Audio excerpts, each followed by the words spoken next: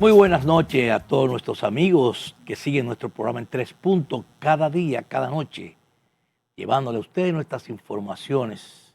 Hoy lunes 21 del mes de julio, próximo a la celebración del mes de los padres. Se ve pobre el mes de los padres, no se ven tantas actividades como en las madres, que ya hay una efervescencia, pero sin embargo las calles están lentas, las tiendas están lentas y mucha gente dice que realmente el circulante también está lento. Pero son situaciones que se están dando y nosotros aquí en el programa vamos a orientar sobre todos los temas que están en discusión en estos momentos, sobre temas legales, temas de terrenos y otros temas más, Código Penal y otros que vamos a convertir con todos ustedes. Para eso nos va a acompañar Javier López, César Gutiérrez, que vamos a tener una presentación ya de seguimiento con el doctor José Eliseo Almanza, Lelo para nosotros. Buenas noches. Buenas noches, Flavio. Buenas noches, César. Buenas noches, José Eliseo. Buenas noches, amigos televidentes. Hoy, comenzando una semana, tenemos un programa con muchos temas que esperamos que sea de interés para todos ustedes. Bienvenidos a su programa en Tres Puntos. Muy buenas noches y esperando que puedan disfrutar de este programa de esta noche, que tiene un contenido muy intenso y muy interesante en la noche de hoy con José Eliseo Almanza. Buenas noches, José Eliseo. Gracias por la invitación de nuevo. Buenas noches a todos. Yo estoy en mi silla aquí. Recuerda que no es una invitación. No, Recuerda que es una llamada. Es una llamada de asistencia, siempre y cuando no tengas compromisos legales. Tú sabes que a mí no se me puede invitar porque yo soy capaz de ir.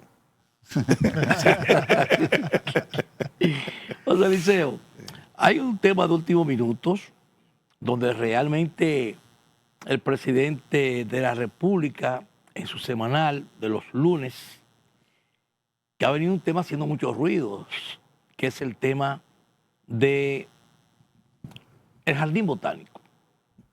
Y eso ha creado un marullo dentro de lo que hay muchas opiniones, protestas, incluso de manos abrazadas, manos acogidas. Se hizo un tipo de protesta en el domingo, ahí en el frente al botánico. Realmente el presidente de la República dice que la gente está hablando de lo que no conoces. Y como habla de lo que no conocen, no saben lo que está diciendo. Quiso decir el presidente de la República en lo que fue su declaración del botánico. Y dice que esperen al miércoles, que hay una información importante para el miércoles. El hecho es que ha hecho muchos ruidos porque se dice que parte del terreno del botánico va a ser para hacer la ampliación de ahí, de esa avenida. Entonces nos gustaría, tanto en el aspecto jurídico, el aspecto de suelo y de todo lo que contribuye a lo que domina el ayuntamiento, tiene que ver con el botánico, el Ministerio de Medio Ambiente. Nos gustaría leer tus conocimientos jurídicos, que nos dé una panorámica de lo que sería tu opinión como profesional del derecho. Mira, el Jardín Botánico es un área protegida en una categoría especial.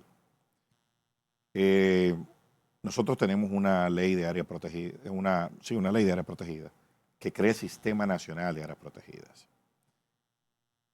Hay debate de si el Jardín Botánico es una de las áreas protegidas que protege esa ley, que regula esa ley, o si por el contrario es un parque urbano que entra bajo el fuero de protección del Ayuntamiento del Distrito Nacional. En cualquier caso, sea un área protegida del Sistema Nacional o del fuero municipal, su reducción o los cambios de límites en la misma requieren un apoyo legislativo, o sea, una ley, una norma. Si forma parte del Sistema Nacional, es una legislación especial con una supermayoría la que habría que promulgar para eso. El artículo 16 de la Constitución de la República Dominicana dispone que cuando se vayan a reducir áreas protegidas del Sistema Nacional, la mayoría que se requiere es de 2/3 partes de la matrícula de ambas cámaras, no del quórum, se hace con la mitad más uno, es de la matrícula. ¿La matrícula? Sí, de la matrícula. O sea, es una mayoría mucho más grande incluso que para modificar la Constitución, porque la Constitución se modifica con 2/3 partes Sí. de la membresía de la Asamblea, pero luego de hacer quórum, o sea, de la mitad más uno. En teoría, un 40% de los congresistas pueden modificar la Constitución. En cambio, ahora, lo que es un 67% de la matrícula de ambas cámaras. O sea, que es una mayoría mucho más calificada. En caso de que se considere que entra dentro del fuero de las áreas protegidas urbanas del ayuntamiento, entonces también requeriría una ley que a todas luces, pues es muy probable que sea una ley orgánica, que también va a requerir una mayoría especial para su aprobación. Pero es compleja, muy Claro, compleja. en cualquier caso, se requiere una norma. Por lo que dijo el presidente hoy, creo que la interpretación que se le va a dar es que no hay una reducción, sino una ampliación. Sí. Pero usted tampoco puede ampliar un área protegida sin un respaldo legal. O sea que usted también tiene que ir al Congreso a proteger esa zona que hay ahí, a elevarla a la categoría de área protegida. O sea que nos queda, esto va a ser objeto de debate, obviamente. Y habrá opiniones en un sentido o en otro, porque hay un adagio que dice que donde hay 2 abogados hay mínimo 3 opiniones. O sea que, Sí. entonces, Lo que opina lo opinoso. claro, claro. Hay muchas frases de abogado. Hay frases que dicen que bueno, que mi cliente siempre tiene la razón y mientras más me paga, más razón tiene. O sea, Y más derecho a lo que admite. exactamente. Es así. José Eliseo, ¿por qué venimos con unos proyectos que en gobiernos anteriores se había planificado, se había trabajado? Me imagino que hubo un proceso de calificación para la parte de medio ambiente, para las aprobaciones y los permisos que se deben dar y los estudios de medio ambiente que son de medioambientales y de impacto. ¿Cómo pasa un gobierno a otro y de repente vemos un proyecto que está planificado y luego hay un giro tan fuerte a nivel constructivo y a nivel legal con todo lo que compone esto? ¿Y cómo tú lo proyectas de cara a poner un proyecto al día de hoy que se está cuestionando por parte de la ciudadanía y no fue presentado, si se quiere decir así? Mira, evidentemente hay un problema de planificación, porque quien debió estar asumiendo la vocería de esto es el Ministerio de Medio Ambiente, Correcto. que se supone que dio las no objeciones del lugar, como en toda obra, como dice la ley de medio ambiente, debe pasar por el sedazo y el control del medio ambiente. Hay que emitir una licencia medioambiental, una autorización. Entonces, nosotros vemos que ha hablado todo el mundo, menos los 2 que tienen que hablar. Que el ministro de Medio Ambiente, que sí dijo que se va a afectar una proporción del parque pequeña, pero que habrá una afectación. Un 1%. Pero la gran ausente de este diálogo es la alcaldesa del Distrito Nacional, que no se ha pronunciado. Por eso dijo yo, el ayuntamiento es parte de eso, Por eso. pero está en silencio. O sea, claro que también, mediante las oficinas de planeamiento urbano, controlan ese tipo de cosas. Entonces, yo no estoy entendiendo qué es lo que está pasando. Yo no entiendo tampoco por qué es el ministro de la presidencia que hace un video en el Botánico para decir que el miércoles van a anunciar, cuando lo que deben anunciar eso son los órganos responsables. Correcto. El gobierno, Ministerio de Obras Públicas, Ministerio de Medio Ambiente y la alcaldía son los que deben decirle a la ciudadanía con vistas públicas, o sea, con una jornada, porque vamos a ver cómo es que esto se llega a la opinión pública. Es la Academia de Ciencias de la UAS Así es. la que pone el tema en la palestra. Y el tema entonces comienza a tomar fuerza y se convocan 2 protestas.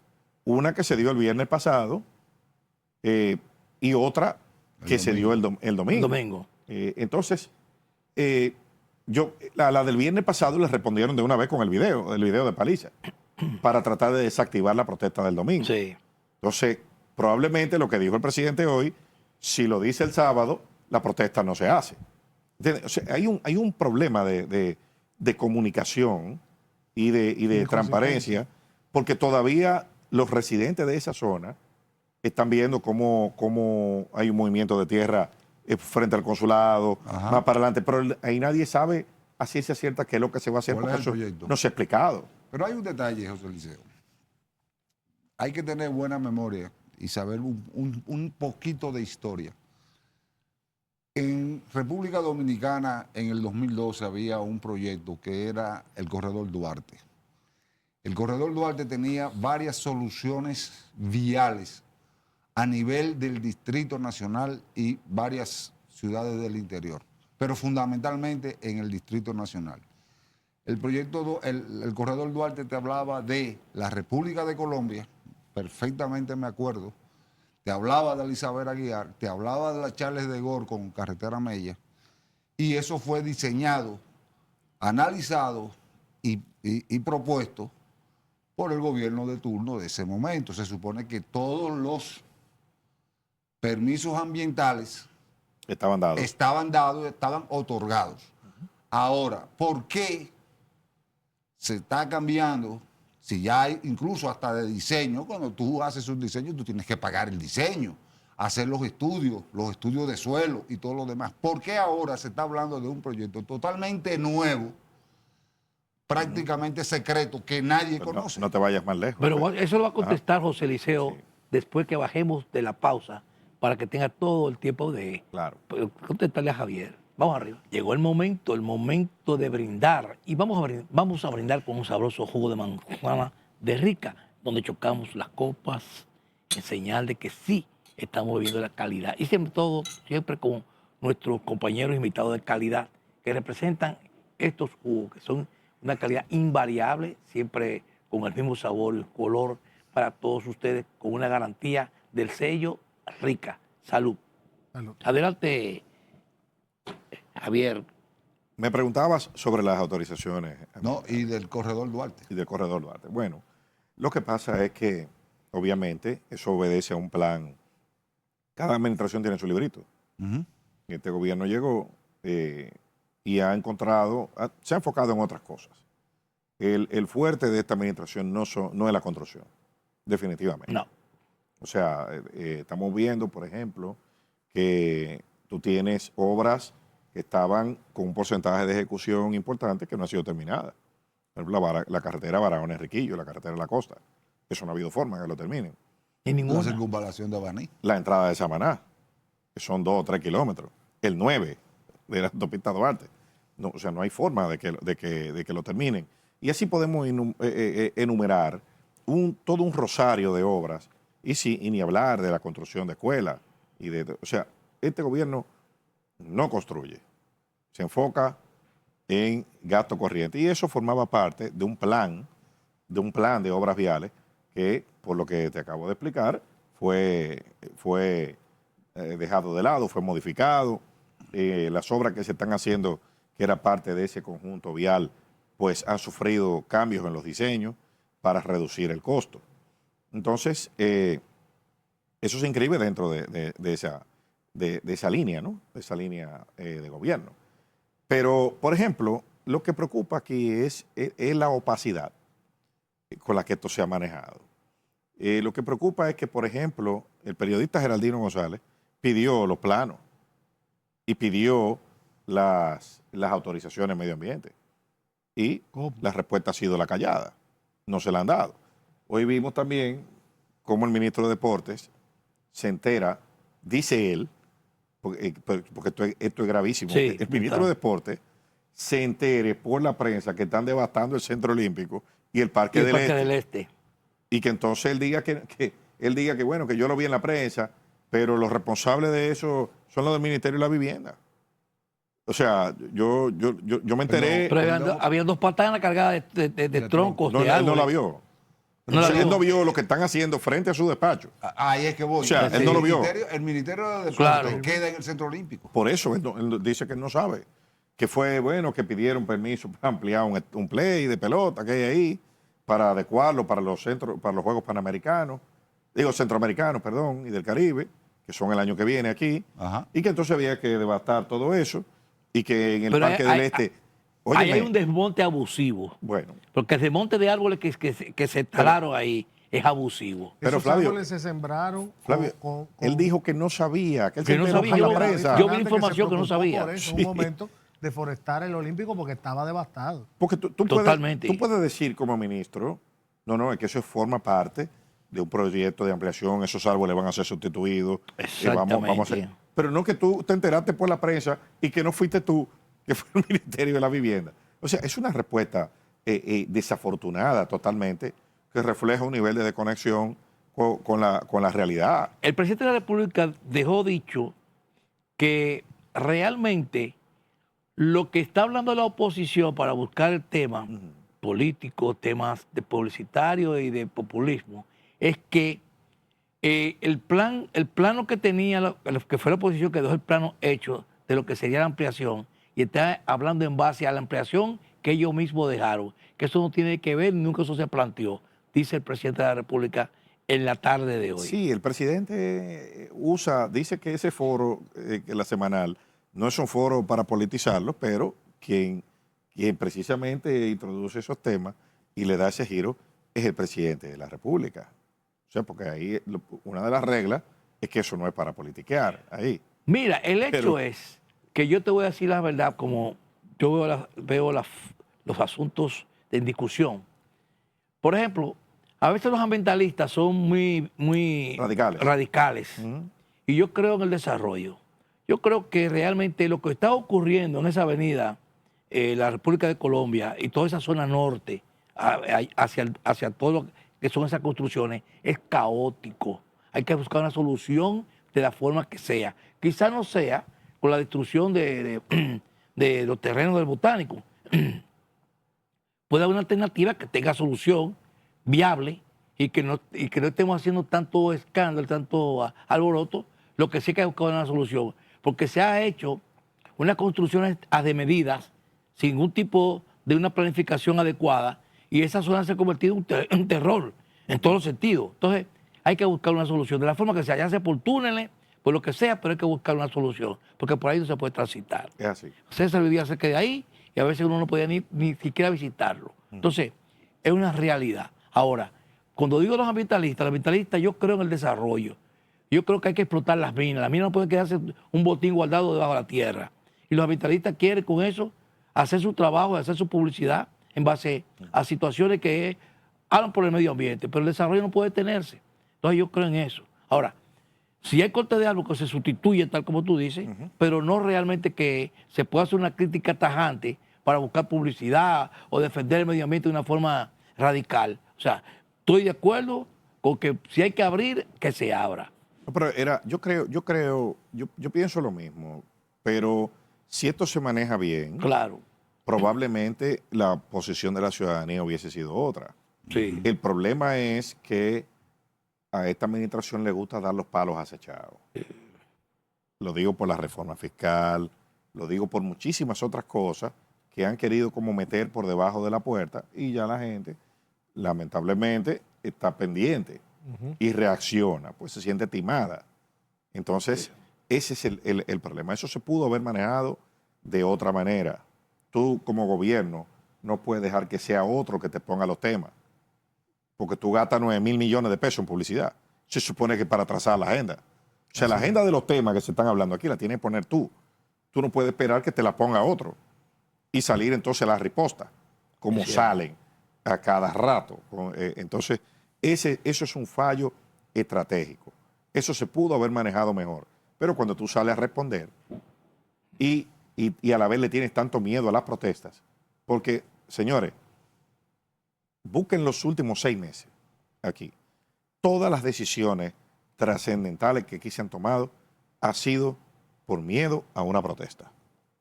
La protesta de Friusa parió todas las medidas contra la migración. Los cacerolazos de Ciudad Juan Bosch, inmediatamente, primero 3 discursos. Uno, llega el ministro Paliza, dice que está haciendo una visita sorpresa, llama a Fellito Superví, y Fellito Superví de una rueda de prensa el otro día diciendo que eso es el fideicomiso de la presidencia, que es la que tiene que arreglar el tema del agua. Después dice que eso lo encontró él desbaratado. Y después el tercer discurso es que vamos a invertir 2.800 millones de pesos para arreglar Ciudad Juan Bosch. Entonces, yo creo de verdad.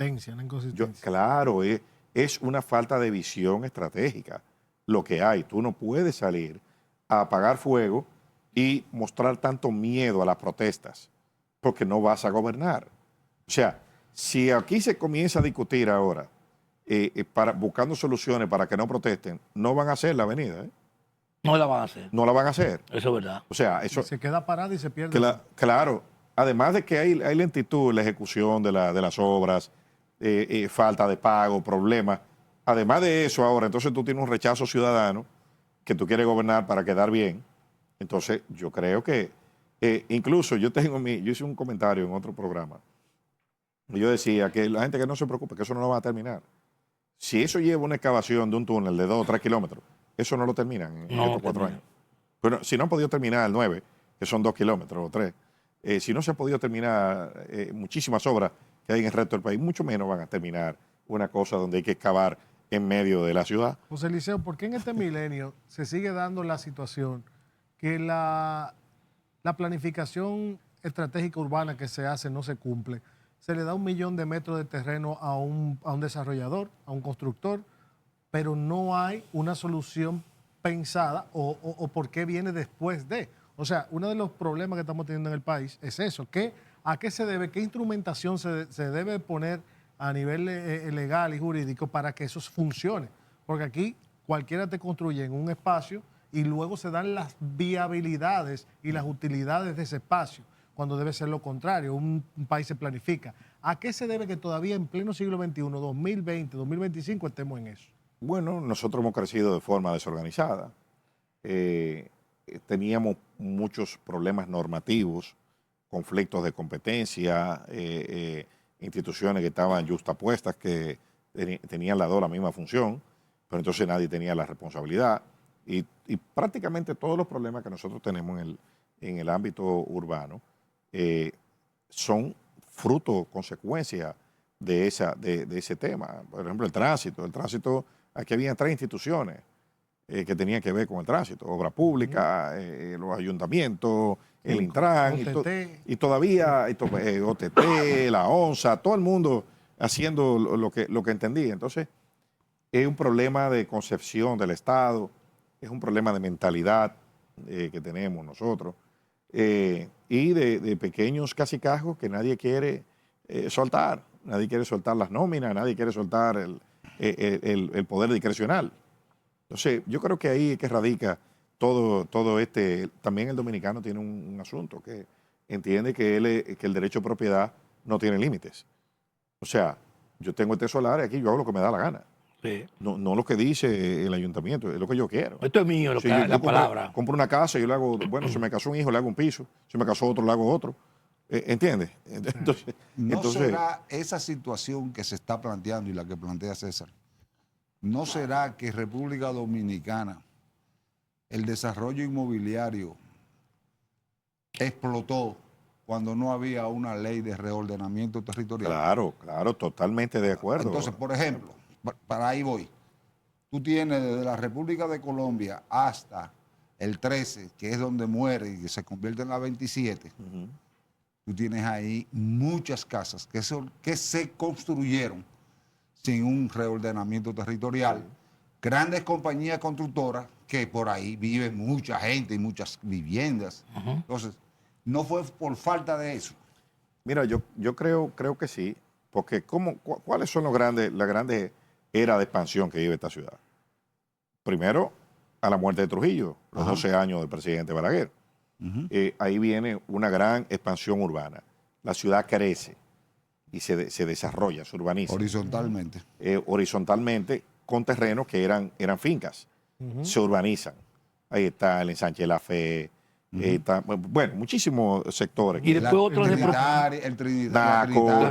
Mirador. Pero que digo, después otras desproporcionadamente, porque realmente no hubo una planificación urbana bien diseñada. Entonces se creció, se fue primeramente de manera horizontal y todos esos problemas que tiene la zona norte, sobre todo, ha sido un problema que está gravitando en este momento. Con problemas de interconexión vial, vía norte-sur. Correcto. O sea, aquí hay las intervenciones urbanas que hay que hacer aquí son agresivas y son políticamente muy costosas. Así es, vamos a nuestra pausa comercial para seguir debatiendo estos temas que son de alto interés y sobre todo que están en el debate. Vamos a la pausa. Bien, ya de regreso aquí en las mesas de las conversaciones. José Liceo, dentro de todas las problemáticas que se están discutiendo, buscando un orden, porque realmente buscando un orden. Por ejemplo, el Intran en este momento está buscando viabilizar el tránsito. Ha puesto que giros a la izquierda no se den. Ahora hoy está intervenida la Tiradentes, que se está probando cómo puede ser el funcionamiento. Incluso ya a partir de hoy empiezan las multas. Entonces, se está tratando de organizar, qué bueno, porque realmente hay que hacer algo. Esto es una prueba piloto, hay que ver cuáles son los resultados. Ahora bien, hemos visto que el principal actor, que es el Intran, no está tomando la primacía de lo que sería el ordenamiento urbano, que es lo que se necesita para saber por dónde que van a conducir y cuál es el propósito, una nota explicativa de lo que puede hacer.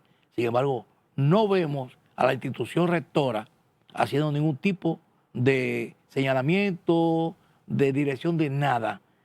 ¿Qué está pasando ahí? Bueno, el Intran es el órgano que controla, supervisa la DGCET de adscripción, que son los que están en la calle haciendo la labor, el trabajo de campo. Por ese lado, entiendo que el Intran está... Ahora, el Intran está también inmerso en una crisis de credibilidad. Cuando yo hablo del Intran, perdón, hablo de su ministro. Sí, claro, de su director. Está inmerso en una rebatiña por un contrato para renovar las licencias, donde un tema de los semáforos. O sea, es una gestión que ha empezado y ha estado marcada por el conflicto y el cuestionamiento constante.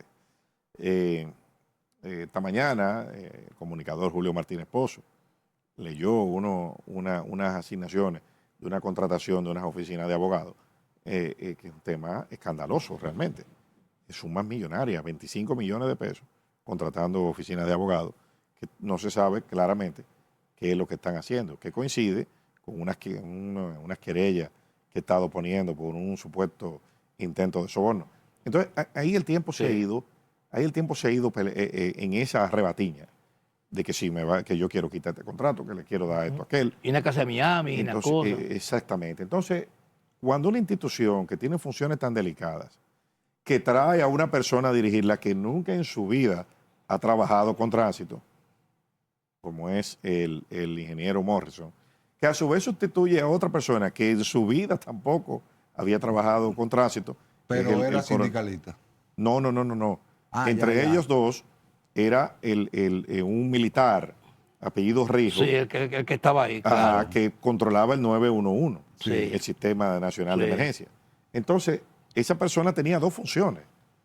Controlaba el Intran y también cierto, el Sistema Nacional de Emergencia. Pero ese señor sustituyó a Hugo Vera, que renunció, le pidieron la renuncia por un escándalo. Sí. Y Hugo Vera a su vez sustituyó a David Arias, que era una persona ligado al CONATRA, al sindicato de Antonio Marcos. Claro. O sea que esa institución ha tenido 4 incumbentes en 5 años. Entonces, ¿cómo tú, qué nivel de continuidad, de estabilidad hay ahí cuando 4 personas con formaciones tan distintas y distantes y que ninguno son técnicos en el área? Porque Hugo Vera habla de carro en un programa de radio. O sea, eso y hablar de movilidad, de tránsito, señores, eso es una materia que se estudia.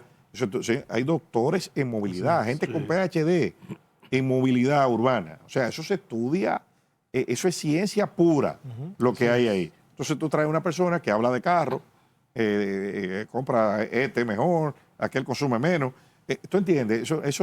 Eso es para un técnico, un especialista en la materia que pueda entonces, y digo, ellos todos son profesionales brillantes, pero esa no es su área. No, y que pueda abordar la parte burocrática de cómo se generan las leyes, claro, para poder organizar la casa. Porque aquí hay un tema de organizar la casa. Pero que los reglamentos. Solo en el Santo Domingo, a nivel claro, nacional. Nosotros tenemos esa ley de tránsito y movilidad, es del año 2017. Sí.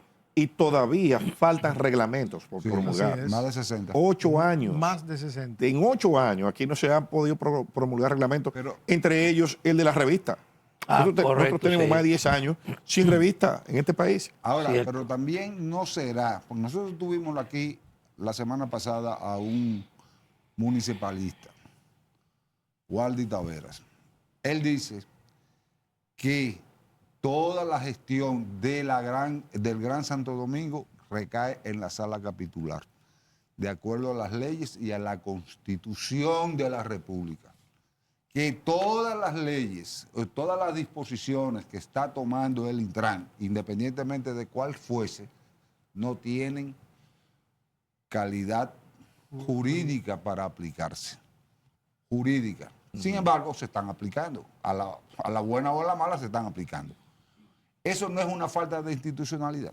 Puede ser. Lo que pasa es que hay un principio de legalidad de los actos de la administración, sea leyes, decretos, reglamentos. Entonces, para que eso sea así, él mismo, Waldi Taveras, puede recurrir a la ley 6317 ante el Tribunal Constitucional por un conflicto de atribuciones que la hace inconstitucional, pero aquí nadie ha hecho eso. No. Entonces, mientras tanto, hay que aplicar la norma tal como fue aprobada. O sea que si a mí me dicen que yo no puedo girar a la izquierda y me multan, yo puedo ir y demostrar que esa multa no es válida porque Bueno. hay una institución que me está poniendo una multa que no le corresponde a esa entidad y debe ser a otra. Bueno, tú puedes alegar la inconstitucionalidad de esa acción, entonces tú vas a conseguir una sentencia que, mediante el control difuso, que te aplica a ti.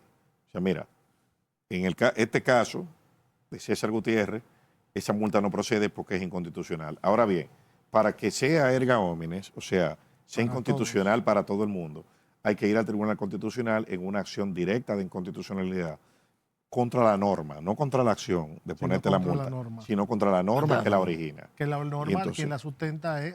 exacto, la norma, sea del Intran, claro, sea de quien sea, y entonces ahí el Tribunal Constitucional, si te da ganancia de causa, expulsa la norma del sistema.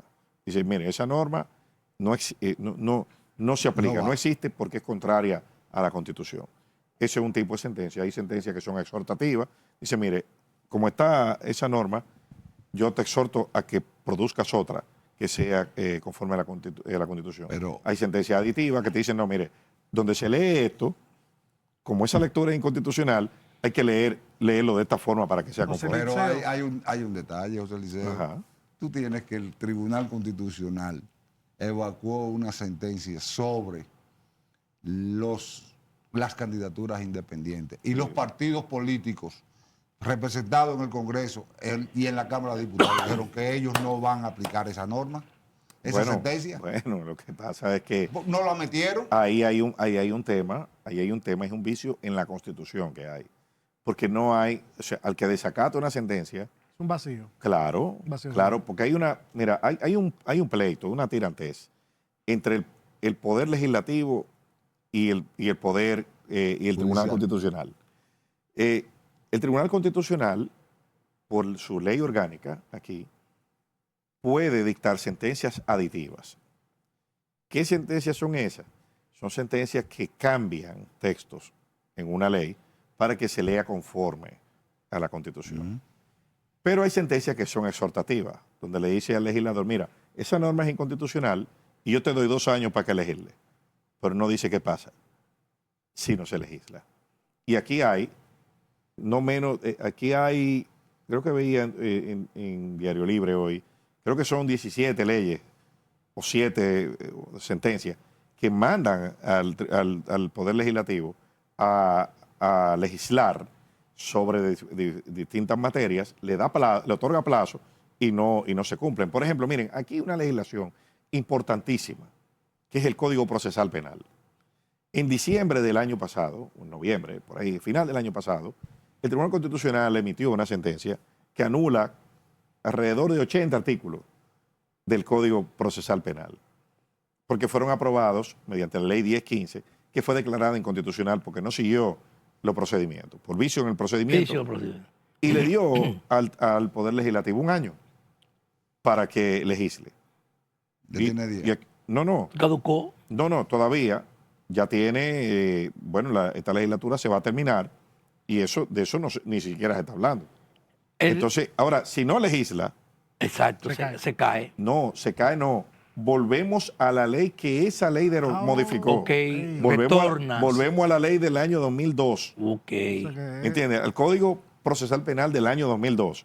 Porque se anula la modificación que se hizo en el 2015. Listo.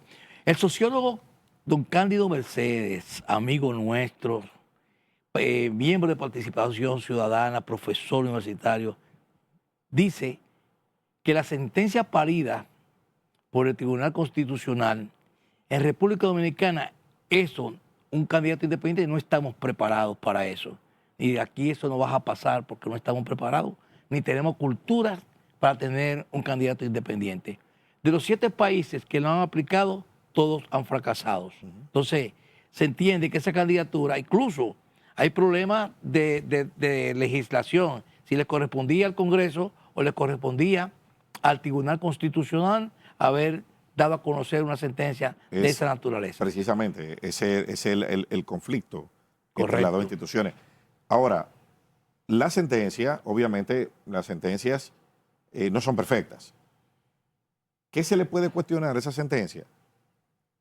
La no lectura armónica de la Constitución. La Constitución dominicana está redactada para partidos. Para partidos. Incluso los mecanismos de sustitución de posiciones electivas recaen en los partidos. es una conformación de una, claro, una cuando estructura partidaria. primero el 216 de la Constitución le confiere esa finalidad a los partidos políticos, la presentación de candidaturas. Son asociaciones privadas de carácter especial cuya finalidad es la presentación de candidaturas a posiciones electivas, que deben garantizar los principios de democracia interna, participación Pero y ha demás. funcionado. Ahora, sí, eso ha funcionado. Ahora, ¿cómo tú garantizas la democracia interna en una candidatura independiente? No hay forma. Imposible porque ¿Cómo es tú lo que garantizas? piensa la persona. Claro, además, por ejemplo, si se elige un senador, un diputado en una candidatura independiente y se muere o renuncia, ¿cómo lo sustituye? ¿Quién lo sustituye? ¿Quién lo sustituye? ¿De quién es la candidatura? O sea, ¿entiende? Entonces, hay muchísimos, y así en la Constitución, hay muchísimas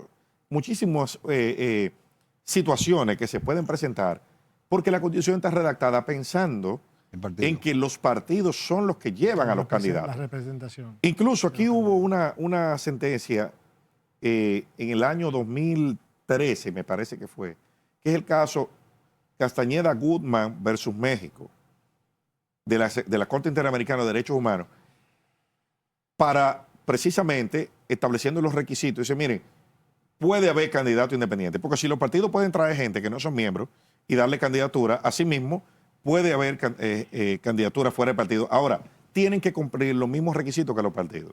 Pero los outsiders no han tenido resultados en los países que se ha aprobado. El outsider es otro fenómeno que podemos analizar. podemos si quieres, analizar después ahí. volvamos. Vamos a la pausa y regresamos para continuar con nuestro programa en 3 puntos. Bien, ya de regreso, los últimos minutos del programa. Para todos aquellos que se integran en este momento, estamos llevando un conversatorio aquí con el doctor José Eliseo Almanzar, que en estos momentos donde hay discusiones jurídicas y conflictos de instituciones o de instituciones legales, nosotros aquí lo aclaramos con el doctor José Eliseo Almanzar.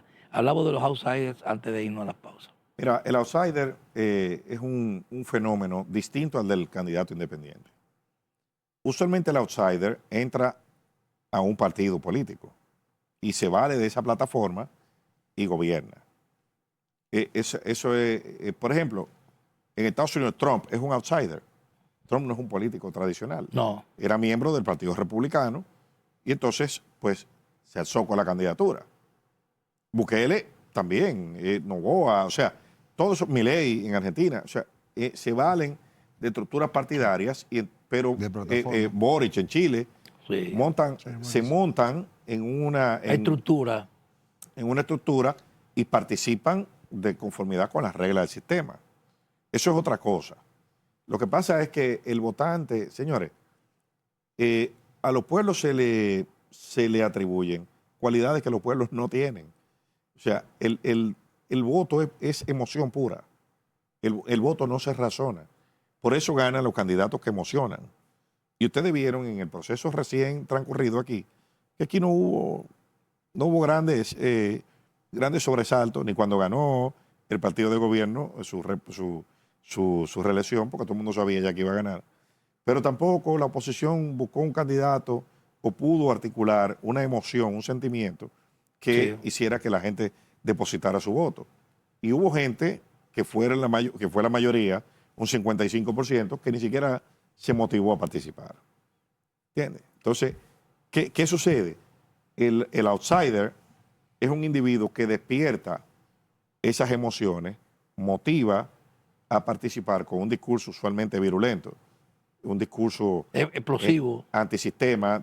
Había un político en Argentina, Raúl Baglini se llamaba, y construyó el teorema de Baglini. El teorema de Baglini decía que a mayor cercanía con el poder, mayor aterrizaje en el discurso.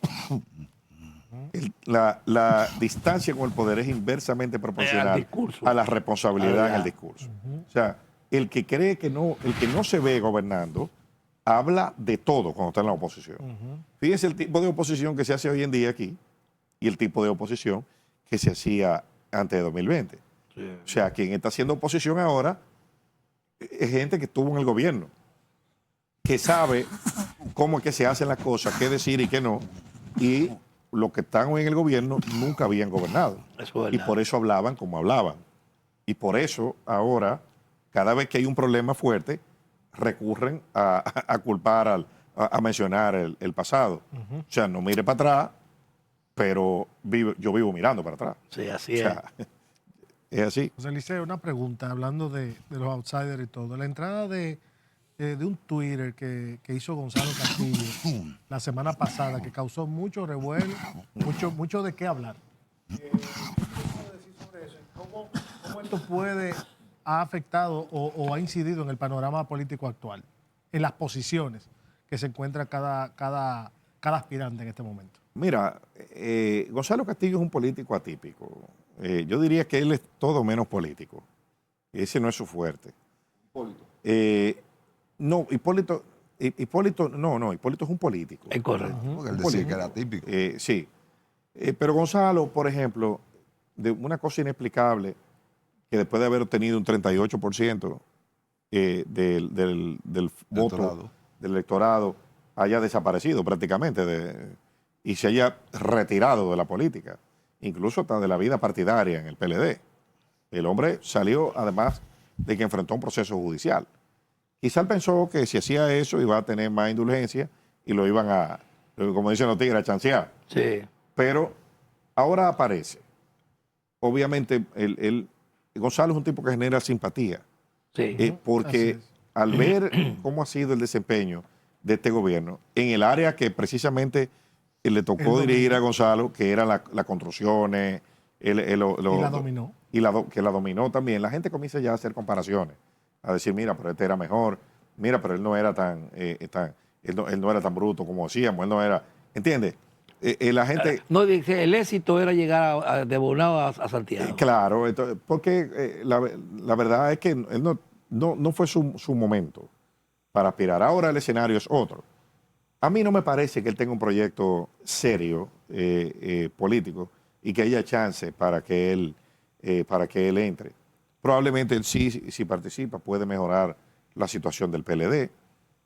Él obviamente obtendría una mayor votación que la que obtuvo Abel Martínez. Y podría hacer eso, pero yo no creo realmente que él vaya a ir más allá o que eso vaya a ir más allá de lo que ha ido. Ok. Otra pregunta. José Liceo, este país pare muchos profesionales buenos, excelentes. De hecho, las reclamaciones con el tema del botánico vino por un gremio importante de ambientalistas que son expertos. Se pueden catalogar como expertos.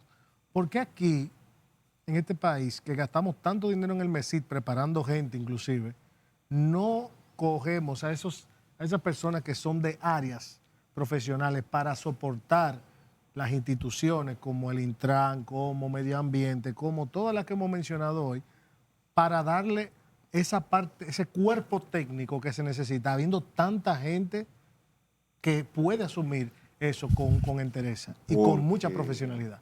¿Qué pasa con eso? Y esto es la realidad. Porque hay que atender a los compañeros políticos. Los compañeritos. El Estado es una especie de botín de nómina. O sea, la República ¿Cuándo se va a Dominicana romper ese ciclo? es difícil porque en estos 5 años que va, o sea, nosotros mira, el nivel de estado dependencia, o sea, de personas que dependen del Estado de forma directa o indirecta, era de alrededor de 35% en el año 2019. Hoy en día eso es casi un 50%. Sí. Cuando ustedes ven los números de la tarjeta Supérate, las nóminas, ustedes se dan cuenta que el principal creador de empleo aquí es el Estado Dominicano. Así es. Antes de que vamos a concluir ya con esta última pregunta, ya tenemos el tiempo encima. Tenemos ahora una serie de ideas de qué puede pasar con un nuevo nombramiento que se ha dado con Magín Díaz. Ese nuevo nombramiento ha causado mucho impacto. Primeramente, se ha visto que fue una buena decisión del gobierno. Y segundo, se esperan otros impactos económicos, que puede ser una nueva reforma tributaria o fiscal. Y eso ha creado cierto requemor en muchos y hasta muchos lo ven hasta bien. ¿Cómo valora esa designación? Correcta. Magín Díaz es un técnico muy preparado. Viene una reforma fiscal, ya eso es impostergable. Incluso se están manejando las líneas de opinión, ya se están manejando en ese sentido. Reputados economistas están escribiendo en columnas, Precisamente. alertando de la situación. Ya veo comentaristas de medios muy influyentes que están diciendo que hay que hacer una reforma fiscal. Pero no hay tiempo para eso. Sí, es que si no, miren, yo voy a decir algo aquí que va a sonar radical. Si no la hace, aquí va a haber un estallido social por insostenibilidad de la finanza pública. El gobierno va a quebrar. O sea, el gobierno está quebrado, de hecho. Señores, 14% del PIB se está yendo en gasto corriente. Es correcto. Eso no puede ser. Así es. Gracias, porque es una información que nosotros queríamos sacarte ya de últimos minutos, porque realmente eso es lo que está en el debate. Claro. Y el propósito es aclarar los debates. Muchísimas gracias, José Eliseo, Gracias por a esa ustedes. presencia y estar con nosotros siempre en los momentos donde hay este tipo de conflictos jurídicos Esta es mi casa, que hay que esta es mi casa. aclarar. Eso es así. Gracias. A ustedes solo nos resta decirles, pásenla bien, muy buenas noches. Hasta mañana. Buenas noches.